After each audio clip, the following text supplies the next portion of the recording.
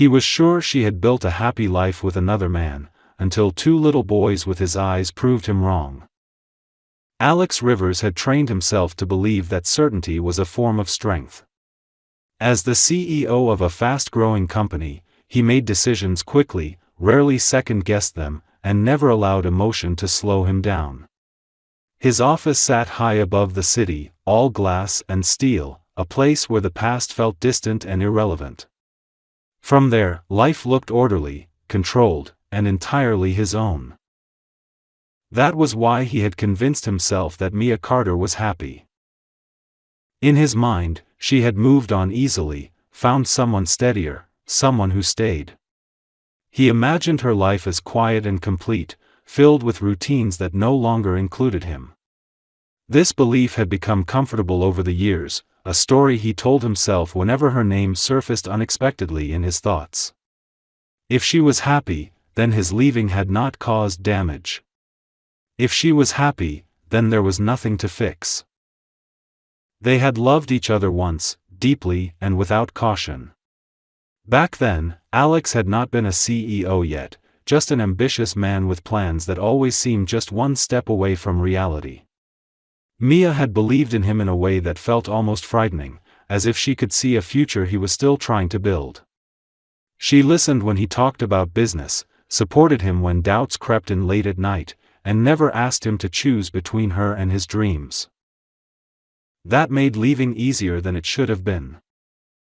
When the offer came from another city, promising growth and recognition, Alex accepted without hesitation. He told Mia it was temporary, that distance didn't change what they had. She didn't argue. She didn't cry. She only nodded, standing quietly in the doorway while he packed his suitcase, her hands folded tightly in front of her as if holding something fragile together inside her chest. Alex had taken her calm as understanding.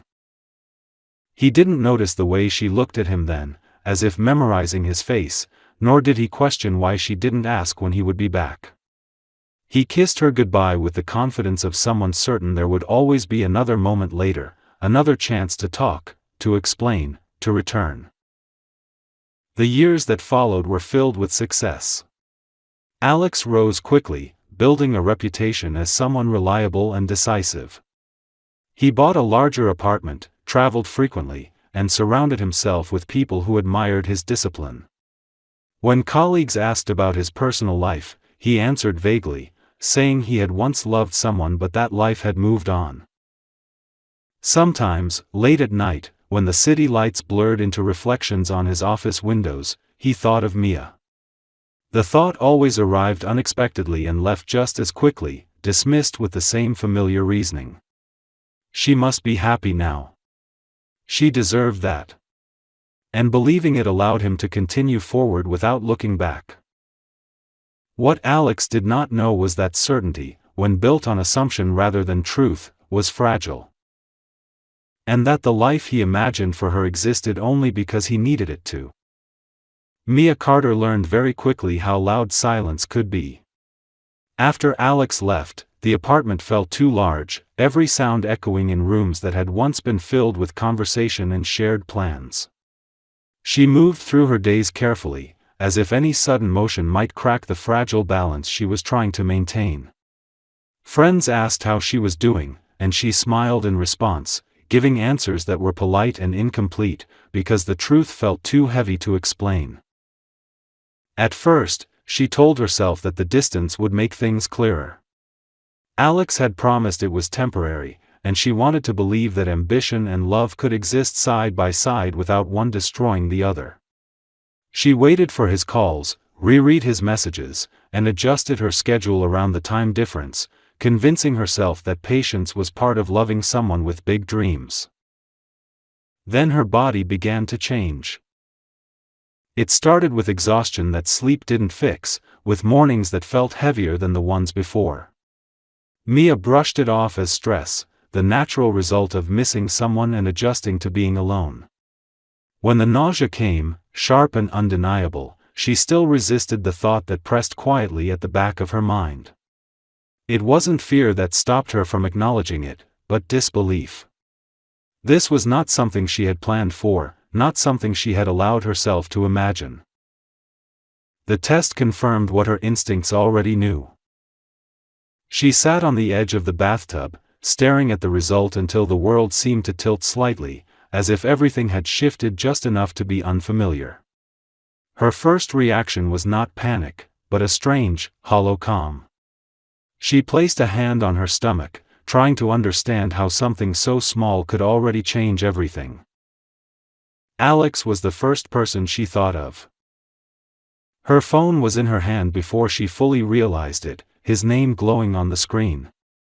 She imagined telling him, imagined the pause that would follow, the way his mind would immediately begin calculating what this meant for his plans. She knew him well enough to predict that he would return, not because he wanted to, but because he believed he should. The thought made her chest tighten painfully. She didn't want to be a responsibility.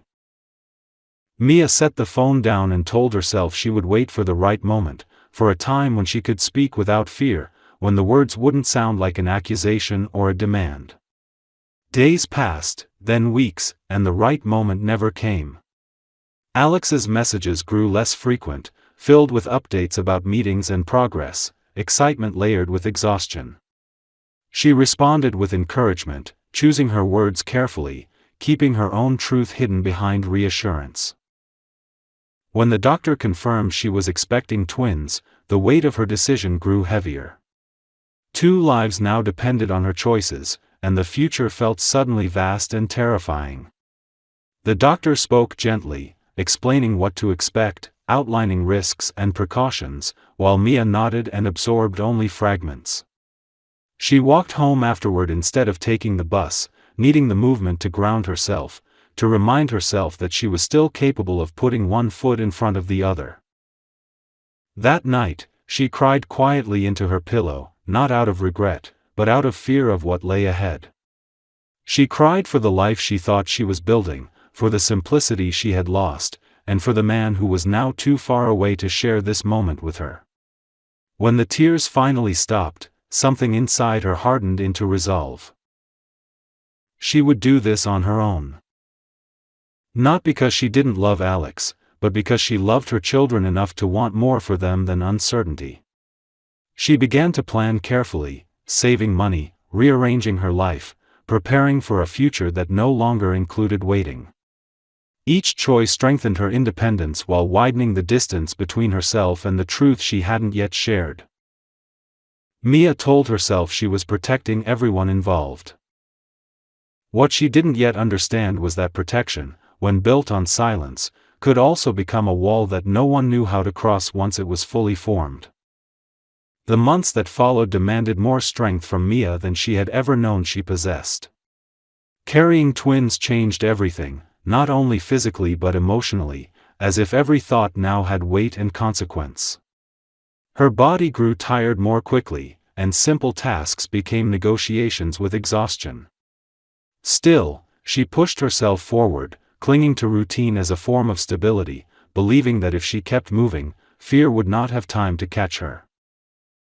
Doctor appointments became frequent, each one a reminder that she was no longer living only for herself. She learned the rhythm of heartbeats through the steady echo of machines, learned how to recognize the difference between ordinary discomfort and warning signs that demanded attention. The doctor spoke carefully, explaining risks with calm professionalism, and Mia listened closely, asking questions, memorizing instructions, determined not to miss anything that might matter.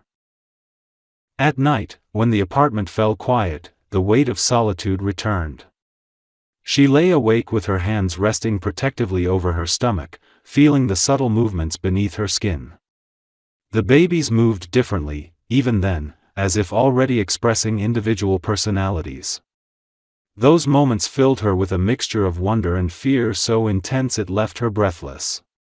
She whispered to them in the dark, promising safety, promising love, promising that they would never be alone, even when she felt deeply so herself. Financial reality pressed in hard. Mia took on extra work where she could, accepted smaller projects, cut every unnecessary expense without hesitation. She sold furniture that held memories, packed away pieces of her past to make room for what was coming. Each sacrifice felt permanent, but she accepted it with quiet determination. She was building something new now, and there was no space for nostalgia. Friends noticed the changes. They asked careful questions, offered help that Mia sometimes accepted and sometimes declined. Explaining the truth required energy she did not always have, and she learned how to deflect gently, keeping her story her own. Some nights, she wanted desperately to tell someone everything, to say Alex's name out loud and admit how much she still loved him, but she swallowed those words, afraid that speaking them would weaken her resolve. The pregnancy grew more difficult as time passed. Swelling, dizziness, pain that lingered longer each day. There were moments when fear took hold sharply, when she wondered whether she had made a terrible mistake by choosing to face this alone. During those moments, Alex's face surfaced in her mind uninvited, and she had to remind herself why she had chosen silence. She could not bear the thought of him returning out of obligation, of watching resentment slowly poison whatever remained between them. When labor began earlier than expected, it arrived with force and urgency that left no room for doubt.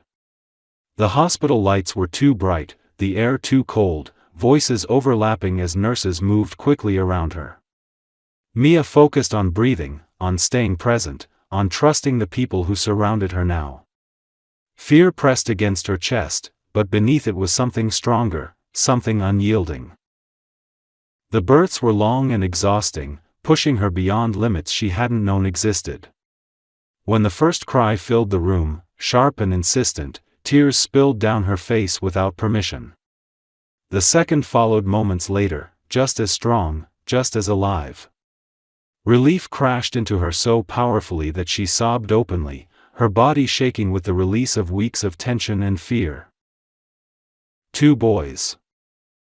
Leo and Noah. They were placed in her arms one after the other, small and warm, their tiny fingers curling instinctively around hers. Their faces were nearly identical, dark wavy hair damp against their foreheads, blue eyes blinking up at her in unfocused curiosity. In that moment, exhaustion faded into the background, replaced by a fierce, overwhelming love that anchored her completely. Later, in the quiet of the recovery room, Mia watched them sleep in their bassinets, side by side, breathing in perfect, fragile rhythm. She felt a familiar ache then, the thought of Alex rising again, sharper and more painful now that she knew exactly what he was missing. For a brief moment, she considered reaching for her phone, imagined his reaction if she told him everything now. She didn't. Instead, she looked back at her sons and made a silent vow. She would be enough. She would find a way. Whatever sacrifices it required, whatever strength it demanded, she would give it willingly. That night marked a turning point she could not undo. From that moment on, Mia was no longer simply surviving the consequences of a choice. She was actively shaping a future built on love, resilience, and a promise she intended to keep, even if it meant carrying the weight of it alone. Life with 2 newborns erased any remaining illusion of control Mia had once believed she possessed. The days blurred into nights, measured not by hours but by feedings, cries, and the fragile rhythm of sleep she learned to steal in minutes rather than stretches. Leo and Noah rarely rested at the same time, as if instinctively taking turns demanding her attention, and Mia moved between them with a quiet urgency that left her body constantly aching and her mind permanently alert. The apartment felt smaller now, crowded with cribs, bottles, and the soft hum of white noise that never fully faded. Mia learned how to function through exhaustion so deep it felt physical, a weight pressing behind her eyes and into her bones. There were moments when she stood in the kitchen holding a bottle, unsure how long she had been there, her thoughts dissolving into fog before snapping back into focus at the sound of a cry. Yet even in the hardest moments, there was beauty she hadn't expected. Leo calmed instantly when she sang, even though she could barely remember the lyrics of the lullabies her mother once sang to her. Noah preferred touch, quieting only when she held him close, his small hand gripping her finger with surprising strength. Mia learned these differences instinctively, her body responding before her mind could analyze them, as if motherhood had unlocked something ancient and unteachable within her. The financial strain grew sharper as the weeks passed. Medical bills arrived with relentless regularity, each envelope a reminder that love did not pay for necessities. Mia returned to work sooner than she should have, accepting remote projects she completed late at night while the boys slept fitfully beside her. She typed through exhaustion, correcting mistakes twice as often, driven by the knowledge that every dollar mattered now more than ever. Friends offered help, but Mia struggled to accept it. Letting someone else take over, even briefly, felt like surrendering control she could not afford to lose. She smiled, thanked them, and declined more often than not, convincing herself that independence was the only way forward. Still, on the rare evenings when someone stayed long enough for her to shower uninterrupted, she cried quietly under the hot water, overwhelmed by both gratitude and relief. Alex's absence became a presence of its own. She saw him everywhere in the boys without wanting to. The shape of Leo's mouth when he concentrated, the crease between Noah's brows when he frowned, the unmistakable blue of their eyes when the light hit them just right. Each similarity struck her unexpectedly, reopening questions she had carefully sealed away. She wondered what Alex would think if he saw them, if recognition would come instantly or if doubt would cloud his reaction. On nights when sleep refused to come, Mia replayed imagined conversations in her mind. She practiced explanations, arguments, even anger, though none of them felt complete. In some versions, Alex was furious at being kept in the dark. In others, he was silent, distant, already gone emotionally before she finished speaking. Those imagined outcomes scared her more than loneliness ever had. So she remained silent. Months passed, and the boys grew stronger, their cries softening into sounds that almost resembled laughter. Mia watched them discover the world inch by inch, eyes following movement, hands grasping at nothing, mouths opening in wonder. Each milestone felt like a small victory, proof that despite everything, she was doing something right. Still, there were nights when fear crept in quietly. What if she became sick? What if something happened to her? The thought of the boys without her made her chest tighten painfully, forcing her to sit upright in bed just to breathe. She began writing notes, practical instructions hidden in a drawer, explaining routines, preferences, emergency contacts, just in case. It was a habit born not of pessimism, but of responsibility. By the time Leo and Noah were approaching their first birthday, Mia felt older than her years, shaped by sacrifice and constant vigilance. She had learned how to endure, how to provide, how to love fiercely without reserve. What she had not learned was how to let go of the part of her life that had ended when Alex left. That chapter remained unfinished, quietly waiting for a moment she still believed might never come. By the time Leo and Noah turned 3, Mia's life had settled into a careful balance that left little room for error. The boys were no longer babies, but they were far from easy. They ran instead of walked, argued instead of cried, and tested limits with a persistence that left her both exhausted and quietly proud. Their energy filled every corner of the small home, turning ordinary days into constant motion, and Mia learned to anticipate chaos before it arrived. The park became their second home. Every morning, she bundled them up or slathered sunscreen on impatient skin, depending on the season, and walked the familiar path beneath trees whose leaves marked time better than any calendar. Leo preferred structure, climbing the same steps in the same order and growing upset when routines changed. Noah chased everything that moved, fearless and loud, his laughter carrying across the grass.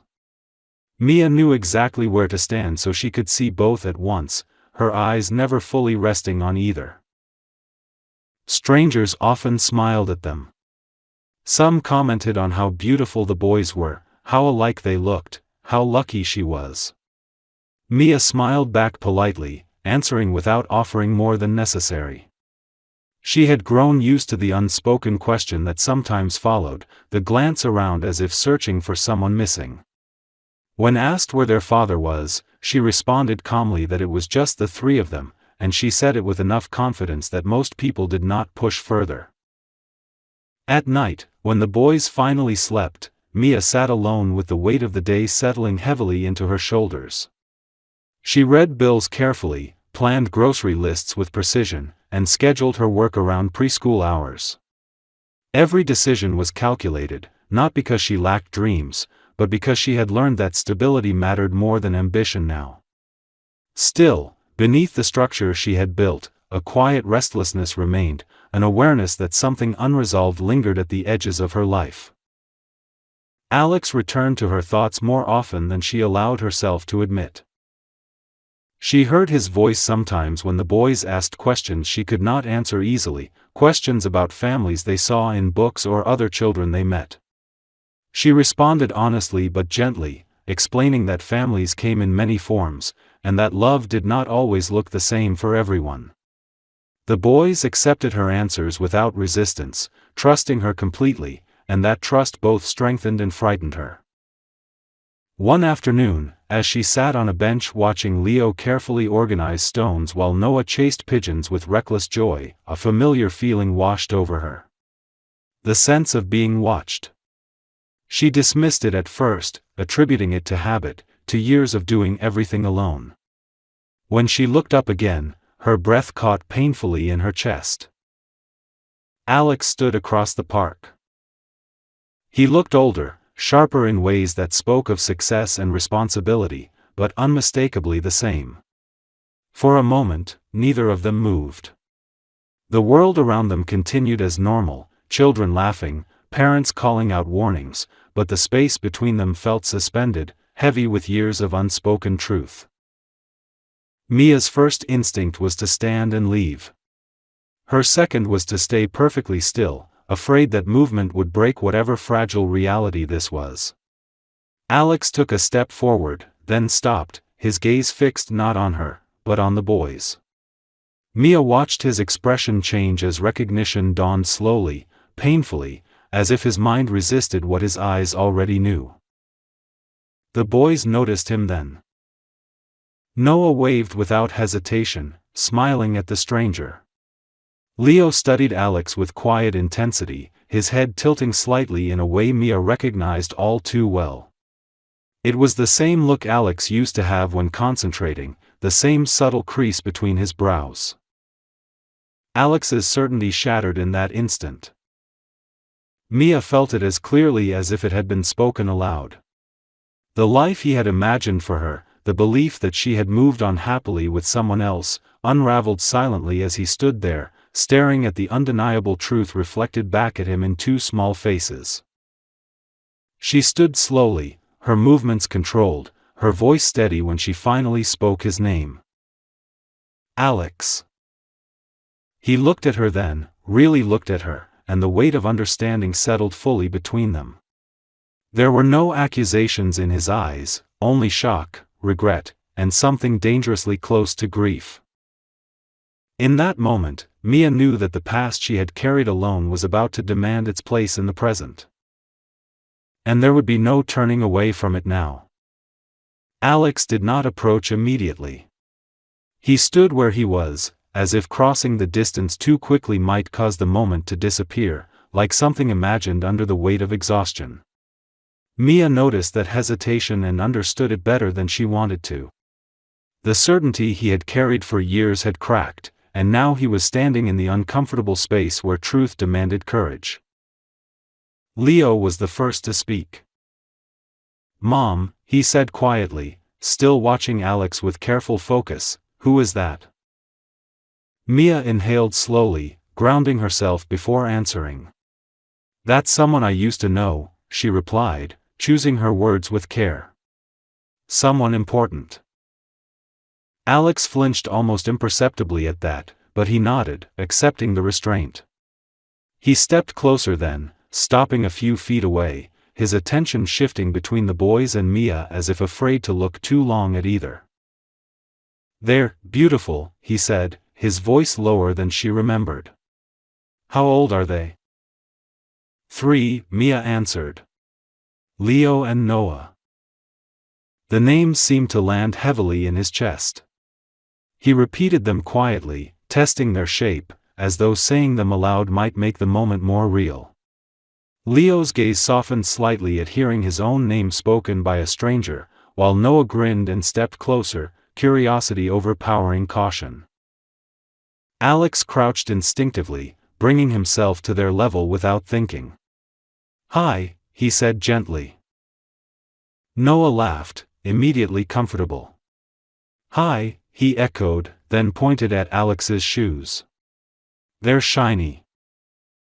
Alex smiled despite himself, a genuine expression breaking through the tension. Leo remained still, observant, taking everything in with serious intent. Mia watched the exchange carefully, her heart tightening with a mix of fear and inevitability. "Can we talk?" Alex asked quietly, lifting his gaze to her. "Just for a moment." She hesitated, then nodded. They moved a short distance away, still close enough to keep the boys in sight. Leo followed their movements closely, while Noah quickly lost interest and began chasing a leaf skittering across the ground. "You thought I was happy with someone else," Mia said before Alex could speak.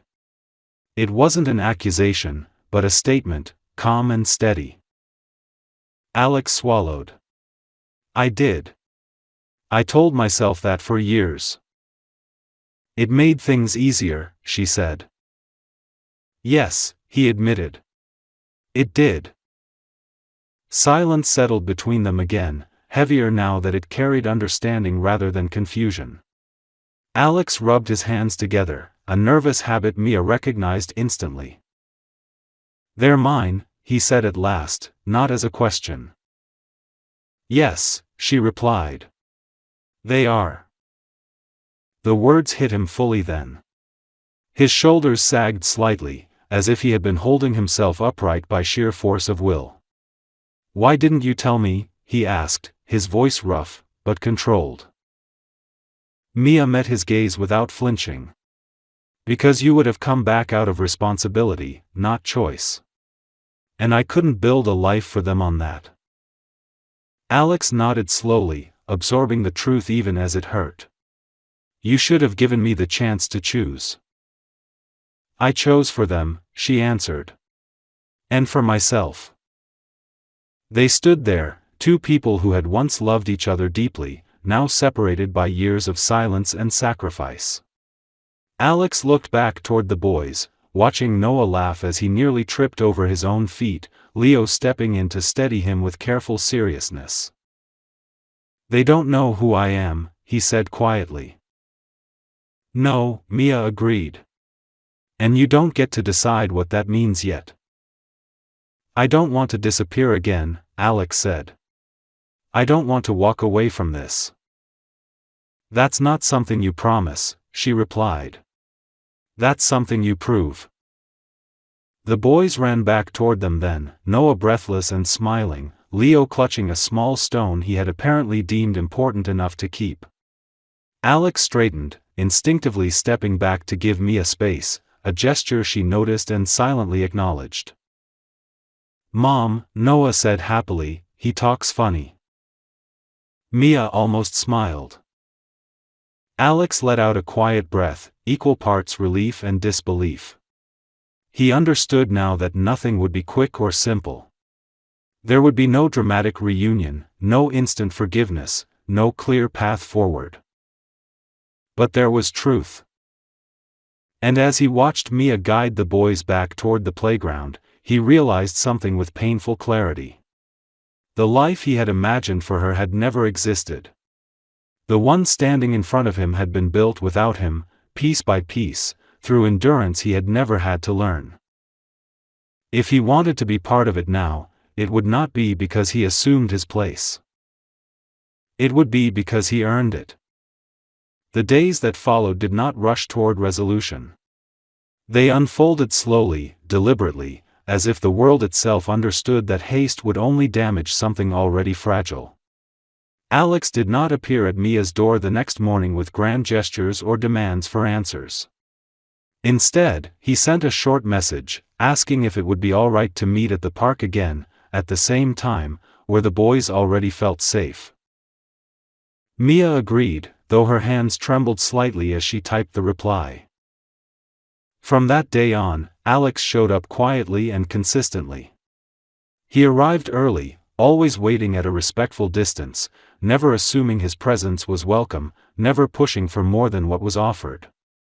He brought nothing at first, no gifts, no toys, understanding instinctively that trust could not be purchased. He watched. He listened. He learned. Leo remained cautious, standing close to Mia, studying Alex with the seriousness of a child who sensed complexity beyond his years.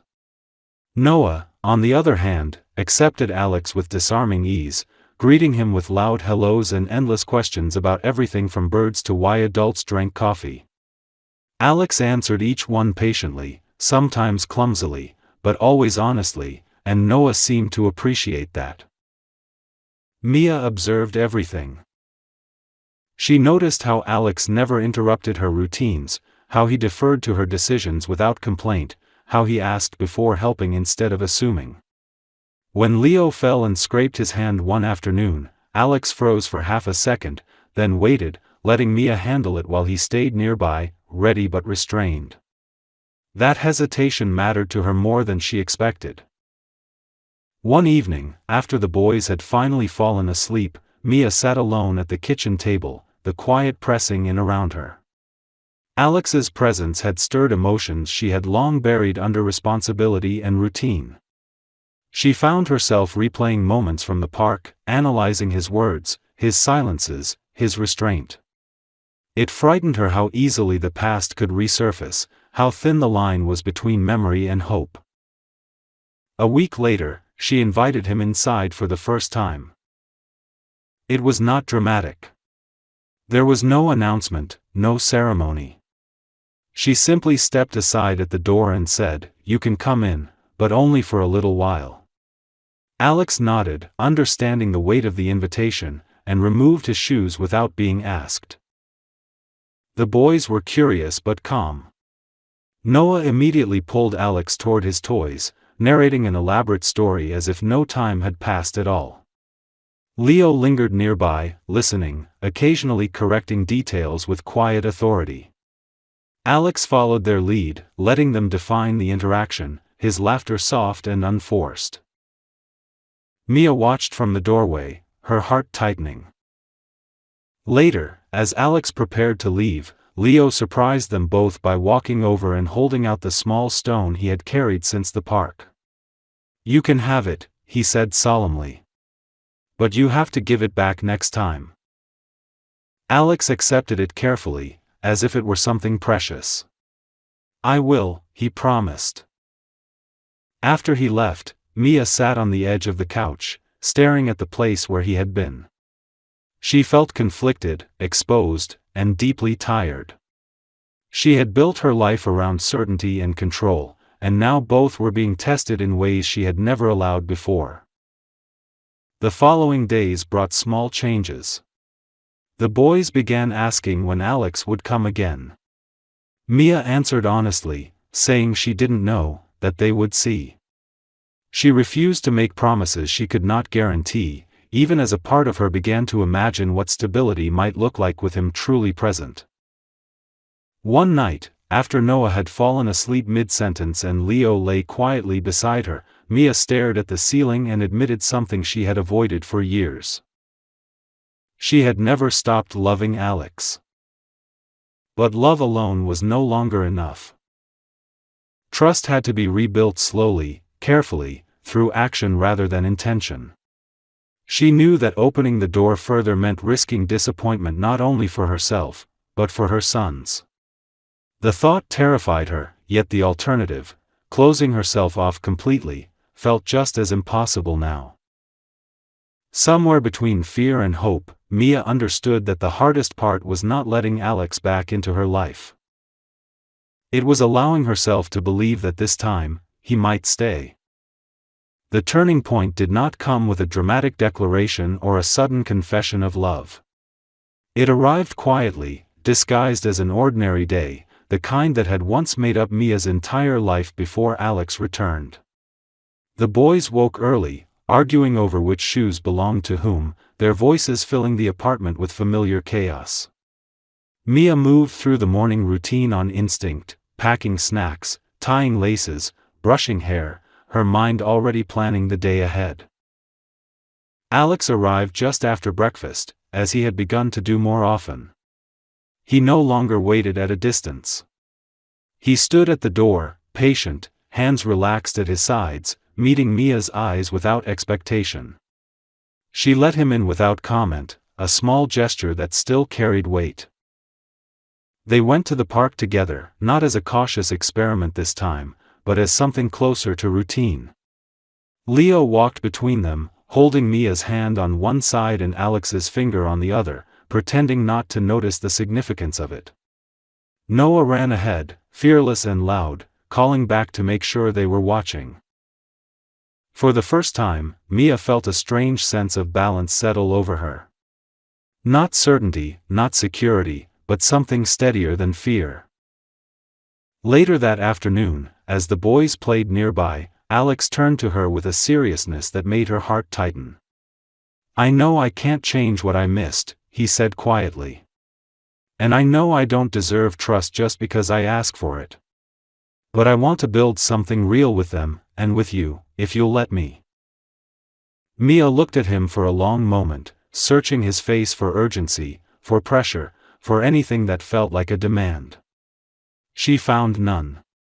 Only patience, and a quiet willingness to accept whatever answer she gave. "I won't protect them from you," she said slowly. "But I will protect them for them. That means you stay, even when it's hard. Even when it's inconvenient." "I will," Alex said without hesitation. The months that followed tested that promise in small, unglamorous ways. There were sleepless nights when Noah was sick and Alex stayed on the floor beside his bed. There were preschool meetings, rushed dinners, forgotten backpacks, and moments of frustration that had nothing to do with the past and everything to do with real life. Alex showed up for all of it. He learned when to step forward and when to step back. He made mistakes, apologized for them, and did not disappear when things became uncomfortable. Leo began calling him Dad one afternoon without announcement, as if the word had simply found its place. Noah followed immediately, louder and prouder, repeating it until Alex laughed and wiped his eyes at the same time. Mia watched from the doorway, her chest aching with emotion she no longer tried to suppress. One evening, after the boys had fallen asleep, Mia and Alex sat together in the quiet living room. The city lights glowed softly outside the window, and the past felt distant, no longer sharp, no longer defining. "I thought you were happy with someone else," Alex admitted. "Believing that made it easier to live with my choices." Mia nodded. "And I thought you'd never stop choosing work over us. Believing that made it easier to survive." They sat in silence after that, not uncomfortable, not tense, simply aware of how far they had come to meet again in this place. Alex reached for her hand slowly, giving her time to pull away. She didn't. What they built was not perfect, but it was honest. It was shaped by patience, by shared responsibility, by the understanding that love was not proven in words, but in presence. Sometimes a person convinces himself that the past has moved on without him. Sometimes he tells himself that someone else has taken his place. But all it takes is one moment, one look into familiar eyes reflected in children he never knew, to understand the truth. He was not too late. He was finally where he was meant to be.